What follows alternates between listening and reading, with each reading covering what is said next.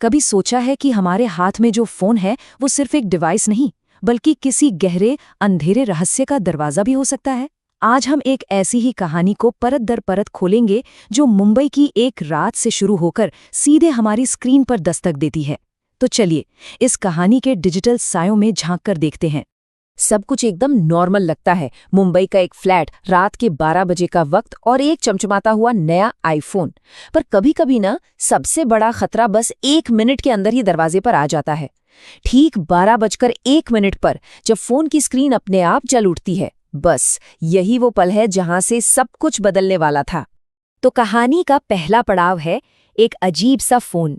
यहीं से हमें उस डिवाइस और उसके अजीब बर्ताव का पहला बहुत हल्का सा इशारा मिलता है।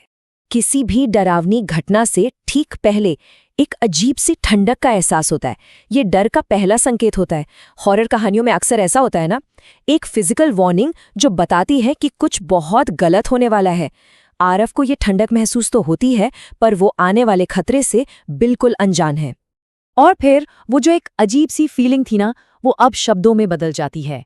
स्क्रीन पर लिखा आता है, मैं अब भी यहीं हूं। समझिए, ये सिर्फ एक मैसेज नहीं है, ये उस अनजानी ताकत का पहला सीधा कांटेक्ट है जो डर को अचानक कई गुना बढ़ा देता है। तो अब कहानी अपने दूसरे हिस्से में पहुंचती है। पीछे एक साया, और यहां से खतरा सिर्फ टेक्स्ट मैसेज तक नहीं रहेगा, बल्कि एक भयानक विजुअल सबूत बनकर सामने आएगा। अब देखिए, डर कैसे धीरे धीरे अपनी पकड़ बनाता है। पहले तो फोन की गैलरी अपने आप खुल जाती है, फिर एक तस्वीर सामने आती है, और फिर वो सच जो दिल दहला दे। अरे, ये तस्वीर तो उसी के कमरे की है और अभी अभी ली गई है।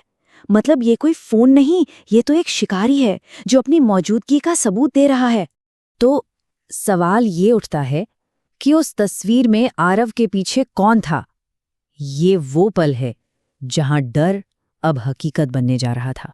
जवाब बहुत सीधा और उतना ही डरावना है। एक धुंधला सा साया।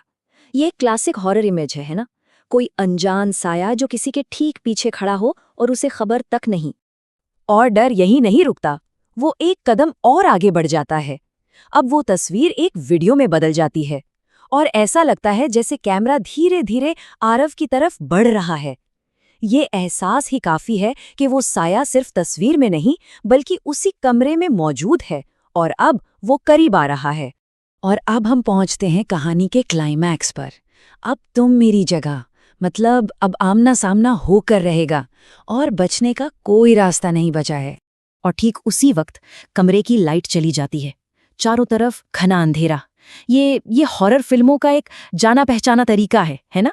किरदार को एकदम अकेला कर दो ताकि उसका डर 100 गुना बढ़ जाए। और कमाल की बात देखिए, जो चीज डर की वजह है, अब वही रोशनी का इकलौता जरिया बची है। आरव की नजरें पूरी तरह से उस चमकती हुई स्क्रीन पर अटक जाती हैं। और फिर उस स्क्रीन पर एक चेहरा उभरता है, एकदम सफेद, बेजान, और आंखें पूरी तरह से काली। बस सोचकर देखिए, ये जो डिटेल्स है ना, यही डर को उसके पीक पर ले जाती हैं। और तभी वो साया अपना असली मकसद साफ करता है। तुमने मेरा फोन खरीदा है, अब तुम मेरी जगह लोगे। तो ये है असलियत। ये श्राप सिर्फ डराने के लिए नहीं था, ये जगह बदलने के लिए था। तो उस भयानक रात के बाद क्या हुआ? कहानी का आखिरी हिस्सा है, एक नया वॉलपेपर। अगली सुबह का मंजर बहुत ही अजीब और डरावना है। फ्लैट का दरवाजा खुला पड़ा है, कमरा एकदम खाली, आरव गायब हो चुका है। कहानी का पूरा खेल यहीं छिपा है। देखिए, जब आरव को फोन मिला था तो वॉलपेपर पर एक बेजान चेहरा था, और जब फोन पीछे छूटा तो वॉलपेपर पर आरव का चेहरा है। मतलब ये श्राप एक ऐसा चक्र है जो कभी खत्म नहीं होता।